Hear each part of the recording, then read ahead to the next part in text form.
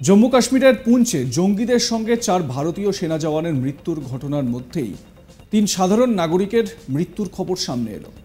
22 December বাফলিয়াজ এলাকায় রহস্যজনক পরিস্থিতিতে এই 3টি মৃতদেহ উদ্ধার হয়েছে।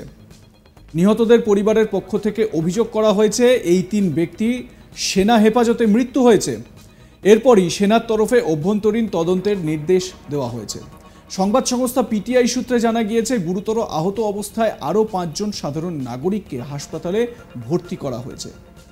এসবের মধ্যে আবার এখন এ প্রশ্ন উঠছে, সেনার হাতে সাধারণ কাশ্মীরিরা হত হয়েছেন নাকি এটা সেনাকে বদনাম করার একটা খেলা, চক্রান্ত? এদিকে পরিস্থিতি খতিয়ে দেখতে সেনাবাহিনীর প্রধান জেনারেল মনোজ পান্ডে পুঞ্চেই রয়েছেন। গত সপ্তাহে মারাত্মক জঙ্গি হামলার পর নিরাপত্তা বিষয়ক দিকগুলি খতিয়ে দেখছেন তিনি। জানা গেছে, মৃতদের নাম সাফির হুসেন, তার বয়স 43, মোহাম্মদ শওকত, বয়স 27 এবং সাবির আহমদ, বয়স 32। এরা সবাই তোপাপিয়ার গ্রামের বাসিন্দা। জম্মু কাশ্মীর সরকার মৃত তাদের আত্মীয়দের জন্য আর্থিক সাহায্য এবং চাকরির ঘোষণা করেছে।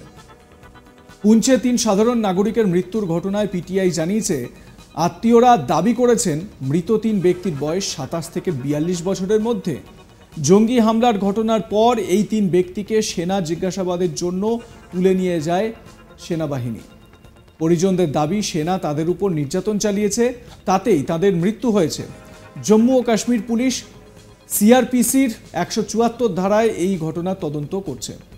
সেনাবাহিনীর তদন্তে সম্পূর্ণ সহযোগিতা করার প্রতিশ্রুতি দেওয়া হয়েছে। সূত্র মারফত জানা যাচ্ছে, ঘটনার পর অভ্যন্তরীণ তদন্তের নির্দেশ দেওয়া হয়েছে। সেনাবাহিনী সাধারণ নাগরিকদের আটক ও জিজ্ঞাসাবাদের সঙ্গে জড়িত কিছু অফিসারের বিরুদ্ধে শাস্তিমূলক ব্যবস্থা নেওয়ার কথাও ভাবছে। বর্তমানে পুঞ্চ রাজৌরি সেক্টরে পোস্ট করা কিছু অফিসারের সম্ভাব্য পুনর্নিয়োগের কথাও বিবেচনা করা হচ্ছে। এসবের মধ্যেই গুজব ছড়ানো ঠেকাতে এবং শৃঙ্খলা বজায় রাখতে পুঞ্চ এবং রাজৌরি জেলায় মোবাইল ইন্টারনেট পরিষেবা স্থগিত করা হয়েছে। ঊর্ধ্বতন প্রশাসনিক ও পুলিশ কর্মকর্তারা পরিস্থিতি পর্যবেক্ষণ করতে এলাকায় ক্যাম্প করে রেখেছেন। জম্মু কাশ্মীরের বেশ কয়েকটি রাজনৈতিক দল ঘটনার পর বিক্ষোভ প্রদর্শন করেছে।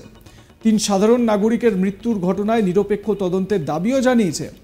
ফারুক আবদুল্লাহ বলেছেন, তার দল ন্যাশনাল কনফারেন্স ইতিমধ্যেই 3 বেসামরিক নাগরিকের হত্যার বিচার বিভাগীয় তদন্ত চেয়েছে।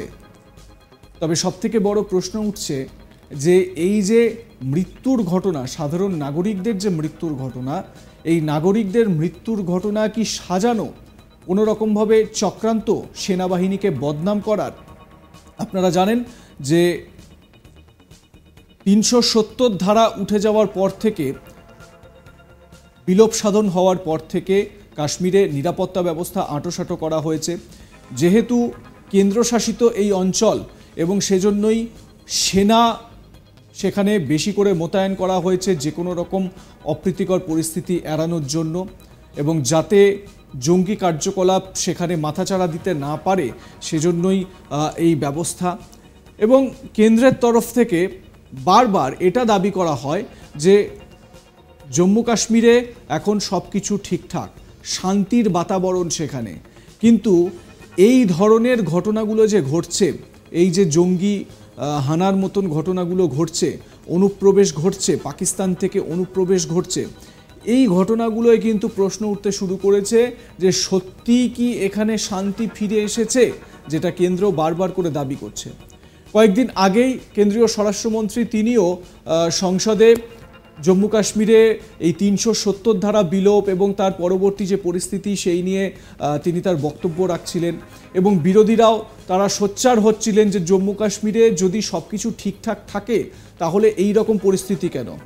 এআইএমআইএম এর সাংসদ বা মিমের যিনি সাংসদ রয়েছেন আসাদুদ্দিন ওয়েসি, তিনি এই প্রশ্নটা তুলেছেন সংসদে যে সরকার একদিকে বলছে যে 370 ধারা বিলোপ করার পর থেকে জম্মু কাশ্মীরে সার্বিকভাবে সেখানে নিরাপত্তা ব্যবস্থা ভালো হয়েছে, সেখানে শান্তি ফিরে এসেছে, শান্তির বাতাবরণ সেখানে তৈরি হয়েছে।